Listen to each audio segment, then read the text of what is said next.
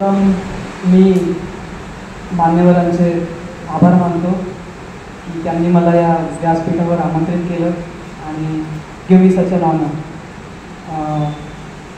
माझा म्हणजे family background असा काही फिल्मी किंवा नाटकीय नाही.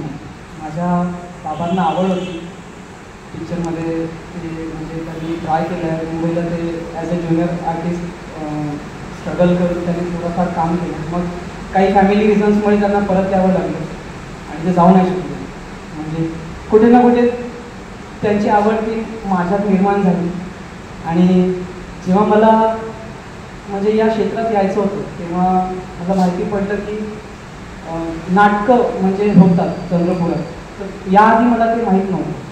माझा एक मित्र आहे, त्यांनी मला सांगितलं की तुला ॲक्टिंग शिकायची असेल तर जो बेस असतो तो पहिले तू शिक.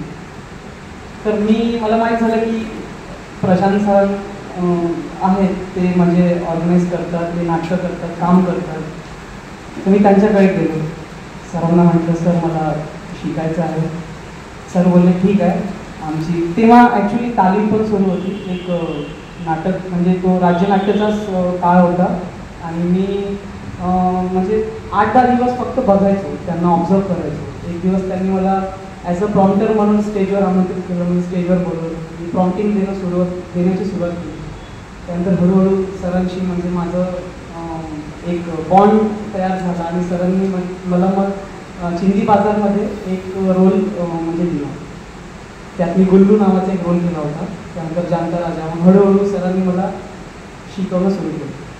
तर ही होती जर्नी. आणि म्हणजे मला जे पण पुरस्कार मिळाले किंवा कोणालाही, तर ते माझं एकट्याचं काम नाही राहत. म्हणजे इट्स अ टीम वर्क. म्हणजे हे जे असतं ते टीम वर्क असतं. मला जे पुरस्कार मिळालं माझं स्वतःचं एफर्ट नाही, म्हणजे सरांचं दिग्दर्शन, त्याच्यात सोबत असलेले कलाकारांची जी साथ असते तेही खूप महत्त्वाची असते.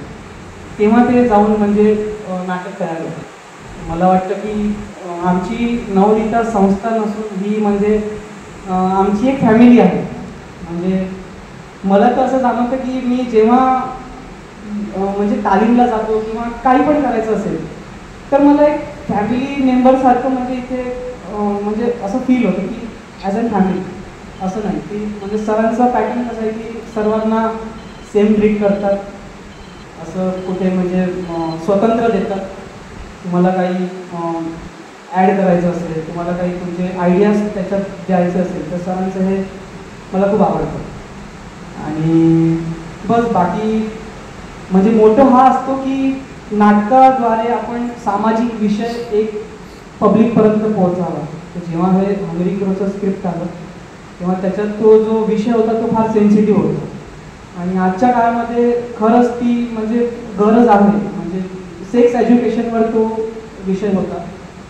तर कुठे ना कुठे ते टच झालं आणि मग आम्ही डिसाईड केलं की हे प्रेझेंट करायचं. मग जर्नी सुरू झाली. मग हळूहळू नाटक सादर झालं आणि ते पहिलं आलं आणि आम्ही मुंबईला जाऊन त्याचं अंतिम फेरीमध्ये पण आम्ही सादर करून आलो. बाकी तर सर बोलले तसं सरांसोबत तर आम्ही राहूच नेहमी. आणि इथे म्हणजे सर ॲज अ मेंटर आहेतच, सोबतच माधवी मॅडम, प्रशांतदादा मडगवार, स्नेहलताई, सुशांत, कल्याणी हे सुद्धा माझे मेंटरच आहेत. म्हणजे मला काही सांगायचं राहिलं तर ते सांगतात, मलाही ते आवडतं. इथे म्हणजे ॲज अ फॅमिली आम्ही वर्क करतो आणि पुढेही करत राहू अशी मी म्हणजे कामना करतो. आणि इथे माझे 2 शब्द संपवतो. थँक्यू.